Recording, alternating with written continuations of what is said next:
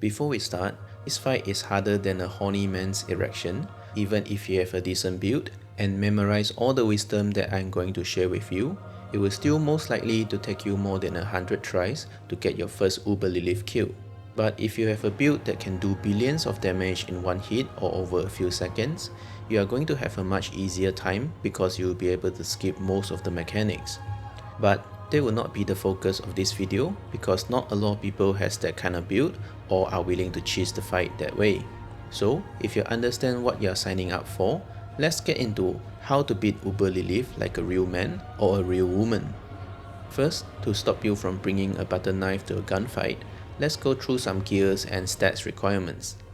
For starters, capping armor and all resistances is a must, as they will allow you to tank most of Lilith's basic attacks, so you can focus on dodging only the major mechanics that will give you a stacking debuff and possibly one-shot you. The next most important stat to have is actually movement speed. Your ability to run away from problems is actually very useful here to make getting out of the major mechanics easier. I recommend at least 150% movement speed, and the more the better. Next, because Uber Lilith has a very high health pool, your character needs to be dealing a good amount of damage, or else the fight is going to take too long and become exponentially more difficult. Because it is going to take a lot of attempts on a typical build to beat Lilith, you definitely want to get past the part of the fight that you are already familiar with as quickly as possible, so you can practice the part that you haven't figured out yet. There is not really a good way to measure DPS in Diablo 4, so I'm going to give you an approximation instead. At the beginning of the fight, if Lilith starts flying and does her wave attacks before you can get her to around 70% and summon the first 2 adds, that means you are making her impatient with your tiny DPS and you are not really worthy to fight her. If that's the case, you have a much better time if you go back and improve your character first and try again when you have better DPS. Another approximation is that typically you need a level 100 character with a decent amount of good greater affixes, the right tempering stats on most gears, and masterwork to at least level 4 to have a decent chance against Lilith. And that brings us to the last stat requirement, your maximum life. While max life is more of a nice to have when it comes to beating Lilith, it does allow you to tank more major mechanics before you start getting one shot. For example, on my Necromancer with 33,000 life, I can tank up to 4 major mechanics before getting one shot, as compared to when I bring my life down to 23,000, I can only tank 2. Sometimes, that can be the difference between finishing the fight and falling just slightly short, so if you can afford to put more life on your gear, definitely go for it. Now, we are finally going to move on to the mechanics of the fight. The beginning of the fight is completely free, as you should be able to tank all of Lilith's attack and DPS her down to around 70% health without worrying about any of the mechanics. Then, Lilith is going to fly up, land, and summon 2 enforcers. These enforcers do not do a lot of damage and have moderate amounts of health, but their real danger lies in the fact that they spawn 2 blood pimples when they are dead. If the blood pimples are not cleared within 10 seconds, they will pop and most likely one-shot you. So, whenever you kill an enforcer, make sure that you make it a priority to clear the disgusting pimples afterwards. And whenever the enforcers and blood pimples are in the arena, Lilith is going to continuously fly up, do the wave attack, and repeat until everything is cleared. Hence, we are going to learn about how to deal with the wave attacks next. There are 2 ways to avoid the waves, the normal way and the easy way. Unfortunately for the lazy asses, you will have to learn both methods because the easy way is not always possible to set up. For the normal way, you will have to observe the indicator on the ground and get behind the indicator of the first middle wave safely and as quickly as possible. If you have enough time, moving directly towards the back of the indicator is the quickest and easiest way. You will have about 1 second to react from when the indicator shows up to when the wave starts to spawn. If you are too slow to move directly behind the first middle wave, then it is safer to loop around from the side of the indicator instead of moving in a straight line. Once you have done that, just follow the first middle wave on its back, then step to the side when it is safe to do so to dodge the second middle wave. The side waves can move in either opposite or the same direction as the middle wave, but the way you dodge them are the same. In summary, it is as simple as get behind the first wave, follow the first wave, and step to the side when it is safe. Sounds easy, but it is going to take a lot of practice to pull it off every single time. Although the waves are not going to one-shot you the first time, it is considered as one of the major mechanics, which means they will give you a stacking debuff when you are hit. The stacking debuff makes you take exponentially more damage from all attacks, so you can only tank a few of them before everything starts to one-shot you. Now that you have learned the normal way, it is time to talk about how to cheese Lilith and manipulate the wave mechanic to make them easier to deal with. If you stand close to one of these red dots at the edge of the arena before the wave indicators show up, the waves will always spawn in a way that there will be a safe spot behind the second middle wave. So, if you run in the opposite direction of the first middle wave as soon as you can, you will be able to consistently get to this safe spot, stand there, and ignore the whole mechanic. While this is the best way to do the wave mechanic, for some reason it doesn't work for the first wave attack after the enforcers are spawned. So just bear in mind that you have to always dodge the first wave attack the normal way. If you manage to get past this phase, congratulations, because you have just completed the easiest mechanic of the fight. Lilith is going to fight you normally after that, with a couple of new moves that you need to watch out for. She will occasionally spawn a blood pimple or fly up and do the wave attack, so just deal with them the same way as you would in the previous phase. She might sometimes surprise you with a wave attack in front of her without flying up first. Fortunately, these are not that hard to deal with if you are prepared. You just have to step to the side of the indicators or move directly behind her. Once she is around 40% health, she will fly up and start doing another adds phase. This time, she will summon 3 oppressors. These are the exact same with the enforcers in the previous phase, but because there are 3 of them, there will be a total of 6 blood pimples to deal with. She will then fly up and start doing the wave attack again, but this time they will be on steroids. Similar to the first phase, the first wave attack will always be the same and cannot be manipulated. This time, the wave will be in a triangle shape, and Lilith will also do a slam in the middle of the triangle near the position where you are standing. To dodge this the normal way, you will have to step on one of the line indicators to avoid getting hit by the slam, then immediately move into the middle of the triangle once the slam is over to avoid the waves. After the wave attack, proceed to clear the oppressors and volatile bloods and get ready for subsequent wave attacks. This time, Lilith will randomly choose between 3 very distinct wave patterns. The first pattern is the triangle formation that we spoke about. The second is the 3-wave pattern that is the same as the first phase, and the third is a slam plus 3 waves moving in the opposite direction at the same time. You already know how to dodge the first 2 patterns the normal way, so let's talk about the third one. The third one is the hardest to consistently dodge with the normal way, because you have to look for a safe spot on the fly, which can be on one side of the arena or behind the indicator of the middle wave. On some occasions, it is simply impossible to get from your position to the safe spot because it is just too far away, or the waves will cover the whole arena with no safe spot at all. That is why in this phase, you must always be prepared to move to the exact position that I'm going to tell you to manipulate the waves whenever Lilith starts to fly.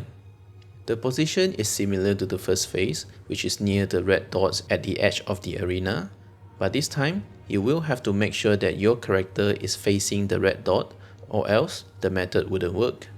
If you do it correctly, the slam and the waves will always occur near where you are standing, leaving plenty of safe spots at the top of the arena. So, all you have to do is to move to the top of the arena whenever the indicators start to show up, then stand in a spot that is completely free of any waves. Once you cleared all the oppressors and volatile bloods, Lilith will fight you normally again, but this time with all the mechanics that you have faced previously.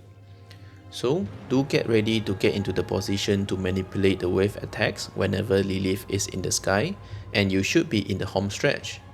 That is unless Lilith decides to be an asshole and bug out, making her impossible to kill or stagger when she is at her last 1% of health. This bug has about 10% chance of happening and is a big reason why I have trust issues. But if everything goes well, congratulations, you have beaten Uber Lilith. Actually no, just kidding. Of course there is a phase 2. At the beginning of phase 2, you are free to DPS Lilith until she spawns 4 blood puddles around the arena. Manipulating the positions of these blood puddles will be the most important part of this phase 2 fight, as they will determine how difficult the final part of the fight is going to be. The final part is also the most challenging part of the whole Uber Lilith fight, so you want to do everything in your ability to make it at least not impossible. The trick to managing the blood puddles is that you want to spawn them at the top left or top right corner of the arena and not anywhere else. Lilith will spawn a blood puddle near your position after every big move and after she gets out of a stagger. So, besides running for your life from those big moves, you will also need to make a conscious effort to get to the right part of the arena at the end of those moves. We will go through what those big moves are as we progress the fight. Right after she spawns the 4 blood puddles at the beginning, you should immediately move to the upper part of the arena because she will sometimes spawn another blood puddle right after that. The blood puddle can spawn anywhere in the vicinity of your character, and if you are lucky enough and the new puddle spawn on top of an existing one, the old puddle will get deleted, so the total number of puddles in the arena stays the same. At this point, if she is way above 75% health, she will fly to the bottom part of the arena and start her burning ground ability. Lilith will cover the whole arena except where she is standing in this tar-like substance and burn it after a few seconds. The tar does not do any damage to you, but the fire afterwards will do massive damage and give you a stacking debuff. In the process of performing the move, Lilith will also spawn a blood puddle at any given time, so if you are feeling spicy, you can stay in the tar for a while to see if you can spawn the blood puddle on top of the one in the middle of the arena, but I will only recommend this if you are already very familiar with the fight. Or else, just follow Lilith to the bottom of the arena and wait for the fire to burn away and dodge the blood puddle when it spawns. By the way, the blood puddles do some decent damage over time when they explode and when you stand in them. The damage is tolerable when you have no or low number of stacking debuff, but become extremely deadly as the stack increases. After the burning ground move, Lilith can do one of the other 2 of her big move, or if she is close to or below 75% health, she will proceed to do the first platform break. For the platform break, Lilith will fly to the top of the arena and slashes in front of her to create a line. The part of the arena below the line is going to be covered in tar and then burned, just like during the burning ground ability. The part above the line will be safe at first, but it will break after about 8 seconds and will instantly kill you if you are standing on top of it. At the same time, all the blood puddles in the arena will start spawning these purple bullets. They might look harmless at first, but they are a major mechanics, which means they hurt real bad and will give you STD if you are hit by them, so they must be avoided at all costs. To safely navigate through the first platform break, you have to stand on one side of the collapsing platform, dodge the first bullet from the blood puddle that is closest to you, and run around the edge of the arena to avoid all other bullets. This should buy you enough time for the burning ground to end and the bottom part of the arena should be safe to stand in again. If you follow my advice and have enough movement speed, you should be able to run at least at the same speed as the bullets so they cannot catch up to you. After a while, Lilith will move to the middle of the arena and perform the suck and slam ability, where she will suck you into her regardless where you are in the arena, then proceed to slam the ground and most likely kill you. During the move, she will also spawn some ads around her that doesn't do much and can be DPS down quite easily. I know some of you might be turned on by this ability, but it is a one-shot mechanic so you can't really tank it. The way to avoid or get out of this ability is by using a skill that makes you either immune or unstoppable before or during when she is performing the suck.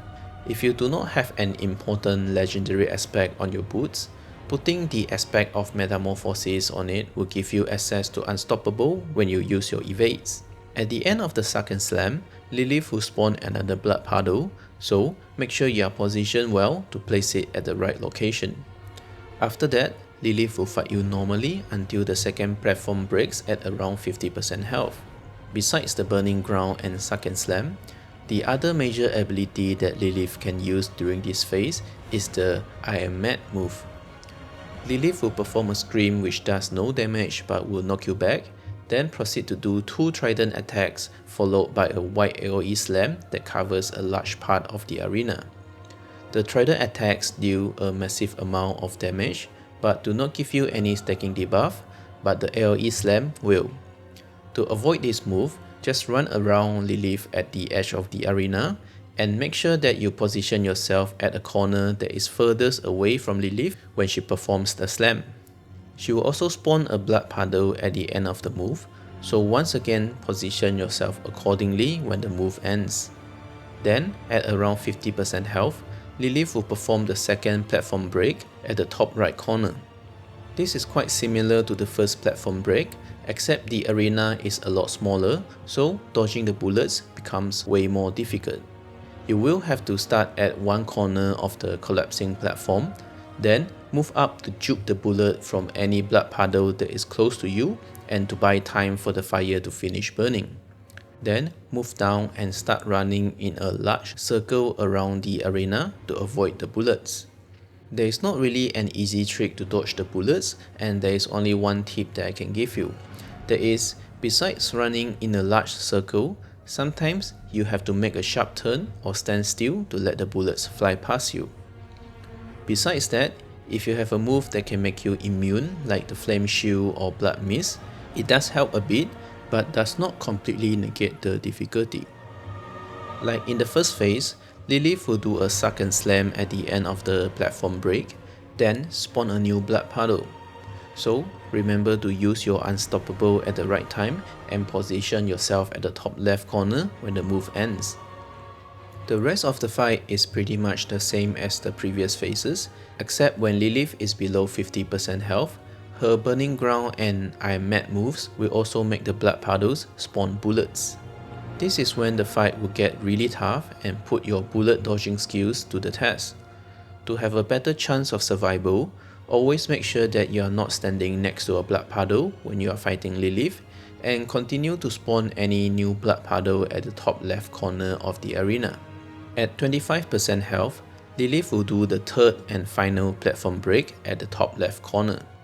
If until this point you have been putting the blood puddles there, you will need to stay in the tar ground for a while to bait the bullets to come down first, so it is then safe to move up to the collapsing platform when the ground is burning. Then move down when there is no more fire and continue to dodge the bullets. After the platform break, Lilith will do either the I am mad move or the suck and slam, but this time in a much smaller arena. During this phase, be sure to guide Lilith to one corner of the arena when she is doing the trident attacks, so there will be a small safe area when she does the AoE slam.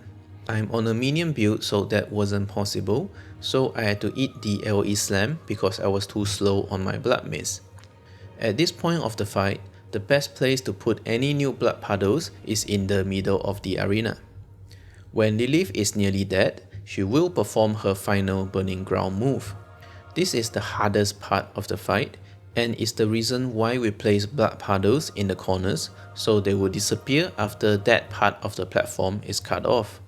If there are too many blood puddles left in the arena, it will become impossible to survive this move regardless how good you are. Lilith will fly up to a random side of the arena, perform the burning ground move, then fly to another random side and do another burning ground move. All this while, the blood puddles will continue to shoot homing bullets at you, and you also have to time your movement right so you are not stepping into the fire. The only tip I can give you is to pay close attention to which direction Lilith is flying towards and try your best to follow her while avoiding the bullets, as the direction that she is flying is also where the safe zone will be during the burning ground. You will most likely get hit by 1 or 2 bullets during this phase, so it helps if you are completely or close to flawless coming into this phase so that you can tank a couple of them.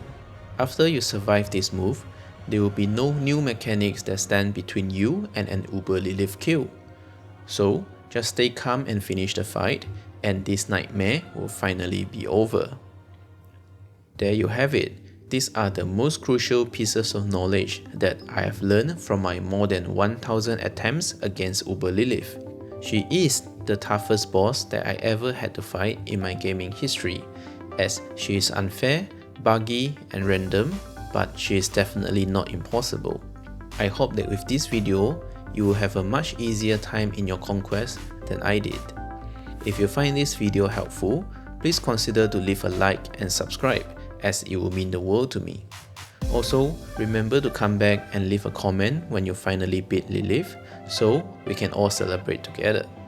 Thank you so very much for watching, and I will see you in the next one.